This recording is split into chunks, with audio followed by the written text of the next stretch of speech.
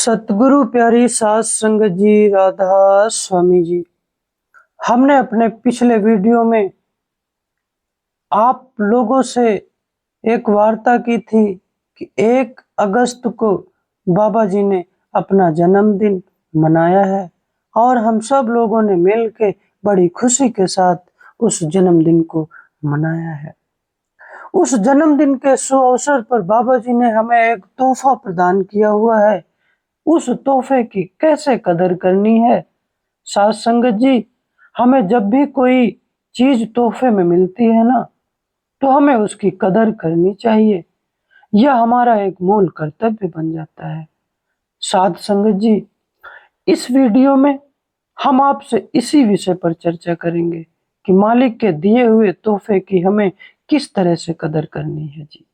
तो आइए बिना समय को गवाए हुए चलते हैं हम अपनी साखी की ओर।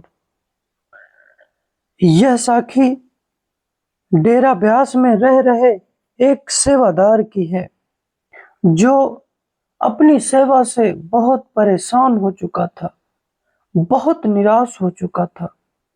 उसके अपने सेवादार इंचार्ज के साथ अच्छे ताल्लुकात नहीं थे।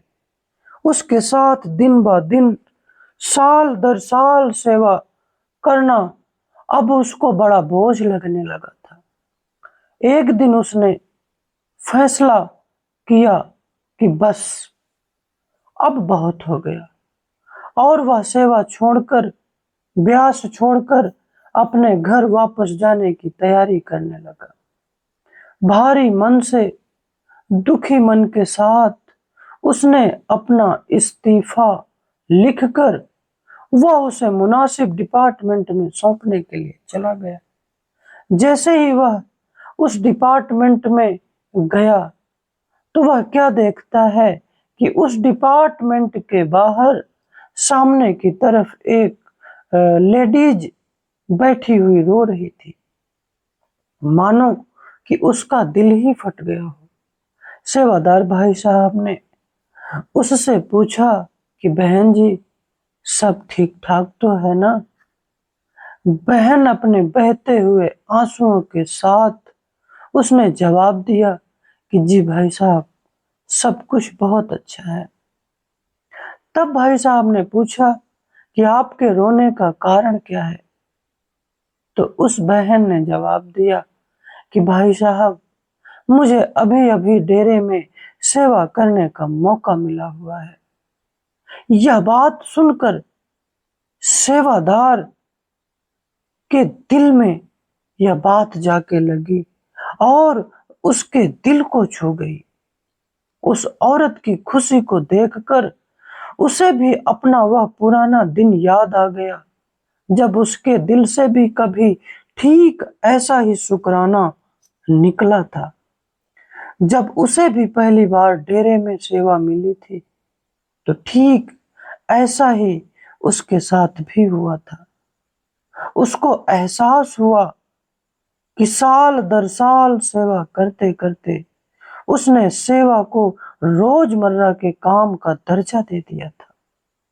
जो निराशा उसे सेवा करते हुए या अपने साथी सेवादारों के साथ या अपने डिपार्टमेंट के इंचार्ज के लिए महसूस हो रही थी, वह ठीक उसी तरह थी जैसे कोई नौकर नौकरी कर रहा हो। उसको ऐसा प्रतीत होने लगा। यह बात कहीं उसके जहन से निकल चुकी थी कि वह सतगुरु की सेवा कर रहा है। लोगों की शख्सियतों, उसूलों और अपने जज्बातों के तले वह सेवा की कदर को ही भूल बैठा था। उसको लगा कि उसके कंधों से कोई बहुत भारी बोझ उतर गया हो, और वह अपना इस्तीफा सौंपे बिना ही अपने डिपार्टमेंट को वापस लौट आया और फिर से एक नई ऊर्जा के साथ अपनी सेवा में लग गया। सेवा करते करते उसको कई साल, कई महीने, कई साल बीत गए। हालांकि उसके हालात में कोई तब्दीली तो नहीं आई, लेकिन साध संगत जी, ध्यान देने की बात यह है कि उसका खुद का जो नजरिया उन लोगों के साथ था वह पूरी तरीके से बदल चुका था। वे सब बातें जो कभी उसको परेशान किया करती थी, उनसे अब उसको कोई फर्क ही नहीं पड़ता था। सेवा की बख्शिश के लिए उसके दिल में अब एक नया शुक्राना था। वह शुक्राना जो पहले लगभग उसके दिल से ही खत्म हो चुका था। यह बात हर एक सेवादार के लिए एक भयानक सपने की तरह है कि कहीं वाकई वह सेवा की कदर को न भूल जाए। हम सोचते हैं कि हमारे बिना यह सेवा नहीं चलेगी, यह हमारे अंदर हौ में आ जाती है, या हम सेवा को एक कार्यवाही या एक मुश्किल काम के रूप में देखने लगते हैं, या फिर सेवा को रोजमर्रा के दुनियावी कामकाज की तरह समझने लगते हैं, जब हमें यह समझना चाहिए कि हमने सेवा की कदर करनी बंद कर दी है। उस समय हम सेवा को खो देने का खतरा भी मोल लेते हैं, या कम से कम सेवा से मिलने वाली खुशी और नियामतों को खो देने का जोखिम भी उठा लेते हैं। गुरु प्यारी साध संगत जी, हमें जो सेवा का मौका सतगुरु बख्शते हैं और वह मौका जत्थेदार साहब के जरिए हम तक पहुंचता है, उस पर हमारा कोई अपना अधिकार नहीं है। हाँ, यह तो हमें एक सौभाग्य मिला हुआ है अपने प्रियतम, अपने कुल मालिक की तरफ से। हमें इस मौके को यूं ही नहीं जाया करने देना है, और जब भी हमें यह मौका मिलता है या इस मौके के लिए हमको नवाजा गया है, तो साथ ही हमारी एक जिम्मेदारी भी बन जाती है। यह सतगुरु द्वारा दिया गया हमारे लिए एक अनमोल तोहफा है। अगर हम इसकी कदर करते हैं, इसका सही ढंग से इस्तेमाल करते हैं, तो साध संगत जी, सत्संगी होने के नाते सेवा हमें अगले मुकाम पर लेकर चली जाती है। लेकिन आखिरकार है तो हम एक इंसान ही ना। कई बार सेवा में हम हताश भी हो जाते हैं, निराशा भी महसूस करते हैं। जब हमारी जिंदगी में कभी ऐसा वक्त आए तो गौर करें, महसूस करें कि हमारे लिए सेवा क्या मायने है और हमें कैसे इन सब की कदर करनी है। संगत का शुक्राना अदा करते हुए जब कभी शुरू में हम सेवा में जाते हैं, तो हमारे मन में यह आम धारणा बन जाती है कि जिन लोगों की सेवा की जाती है उन्हें सेवा करने वालों का एहसान मानना चाहिए। लेकिन नहीं, हमारे प्यारे सतगुरु हमारी सोच को एक नया ही रुख देते हैं। वे हम सबको कितने प्रेम प्यार के साथ सिखाते हैं कि जो सेवा हम करते हैं उन्हें सेवा करवाने वालों का शुक्रगुजार होना चाहिए। पुरानी बात है, महाराज जी के जमाने में डेरे में आई कैंप लगा था। उस आई कैंप के दौरान हजारों सेवादारों ने लोगों की सेवा की थी। नजर बहाल करने का कैंप था, तो उसमें ऐसे लोगों की उन सेवादारों ने मदद की जिन्होंने शायद दोबारा देखने की उम्मीद ही खो बैठी हो। अधिकतर लोग जिनकी मदद सेवादार भाई साहब कर रहे थे, वे सत्संगी नहीं थे। हुजूर महाराज जी आई कैंप में सेवादारों से कहा करते थे कि सेवा का मौका मिलना बड़ी खुशकिस्मत की बात है प्यारे। इसके लिए उन्हें सेवा देने वालों का एहसान मंद होना चाहिए। कितने सुंदर तरीके से हमारे प्यारे बाबा जी महाराज चरण सिंह जी हम सबको समझाते हैं। आप जी कहते हैं कि हमको कितना खुशकिस्मत अपने आप को समझना चाहिए कि ये जो मरीज है ना, ये मरीज हमें सेवा का मौका देते हैं। बड़ी मुश्किल से किसी की सेवा करने का मौका मिलता है, इसलिए हम इन मरीजों के एहसानमंद हैं कि इन्होंने हमें सेवा का मौका दिया है। गुरु प्यारी साध संगत जी, हमें अपने सेक्रेटरी साहब या जत्थेदार के साहब के माध्यम से जो भी सेवा मिलती है, हमें उस सेवा से प्यार करना है। और जानते हैं कि संगत के बिना सेवा करना भी बड़ा मुश्किल काम हो जाता है। इसलिए जब कभी संगत के किसी ऐसे इंसान से हमारा सामना हो जाए जिससे निपटना बड़ा मुश्किल लगे और हम अपना आपा खोने लगे, तो हमें खुद को याद दिलाने की जरूरत है कि हम खास इसी वजह से ही तो सेवा में आए हुए हैं।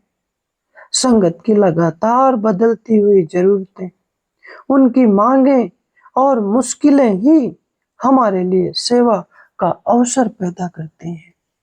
सेवा का मौका देने के लिए हमें उनके एहसानमंद होना चाहिए।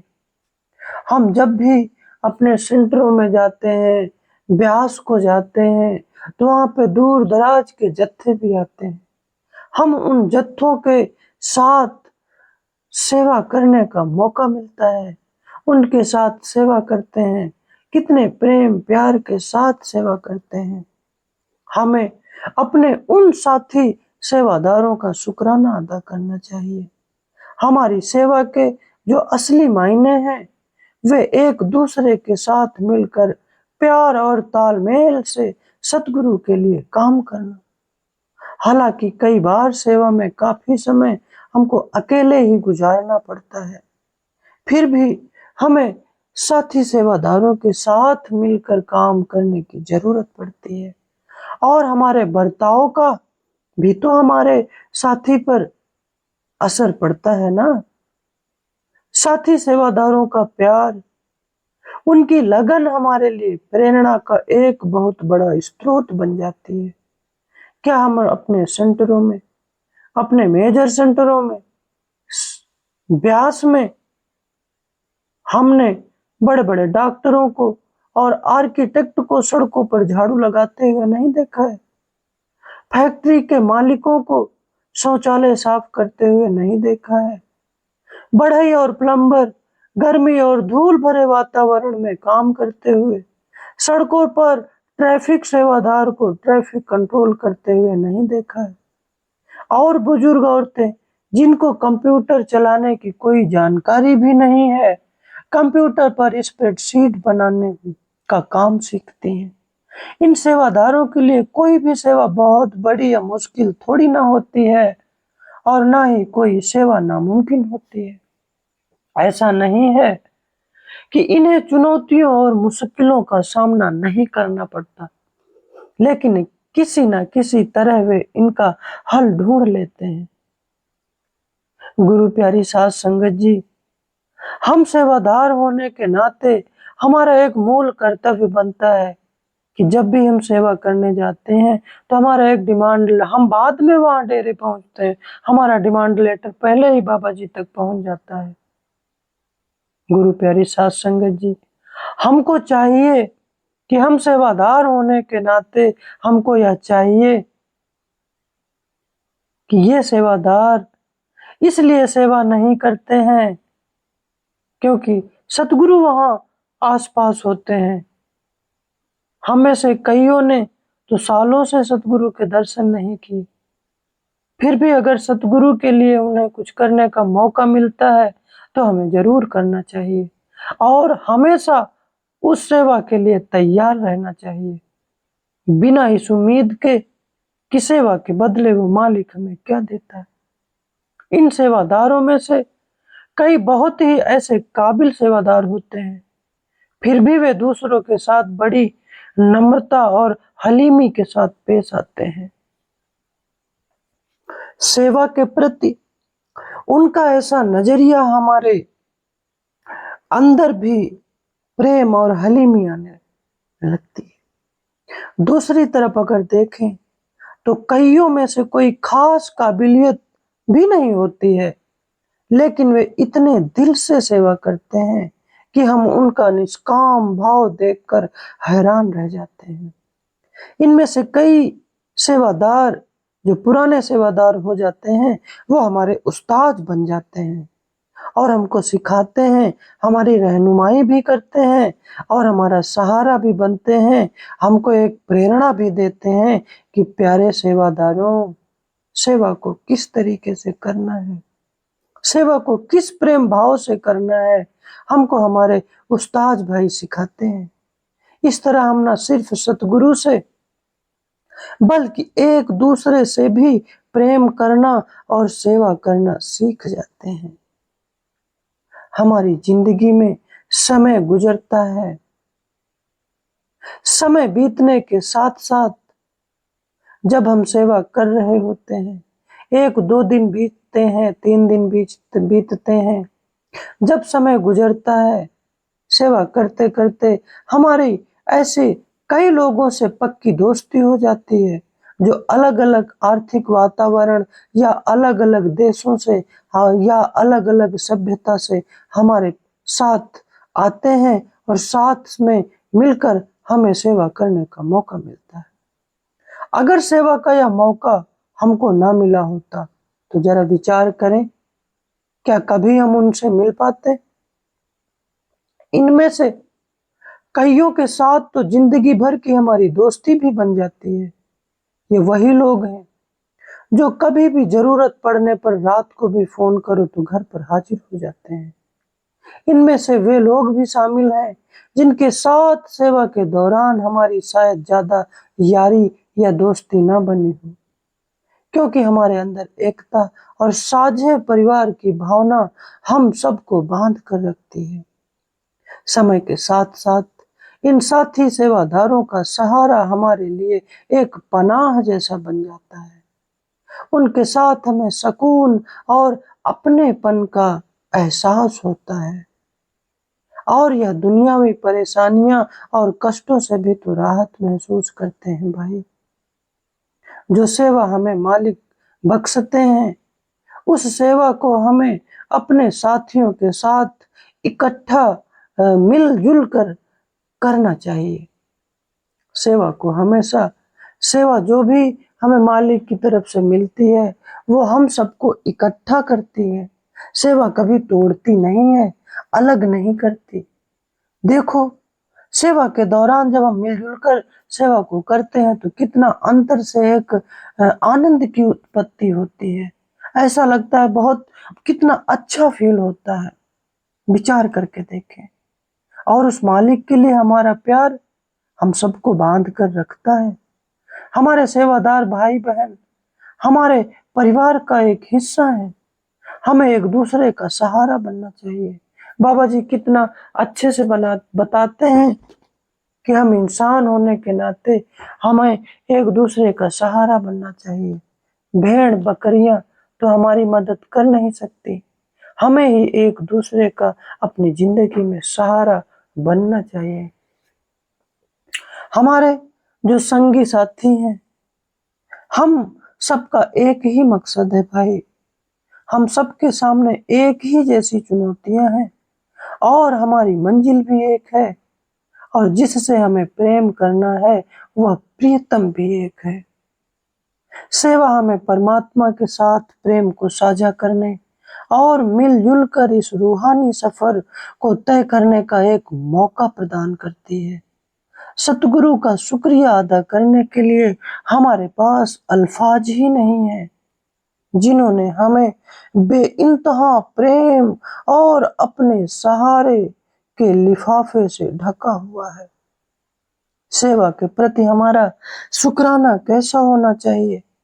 काया पलट का मतलब है कि एक जीव पूरी तरह से दूसरे जीव का एक रूप बन जाए, चाहे वह कुदरती ढंग से हो या गैबी ढंग से।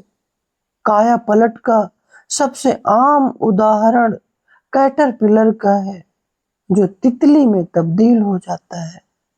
आइए हम सब भी सेवा को ध्यान में रखते हुए एक कैटरपिलर के तितली में बदलने की प्रक्रिया को समझें, क्योंकि सेवा भी ठीक ऐसी ही हमारी जिंदगी की काया को पलट कर रख देती है।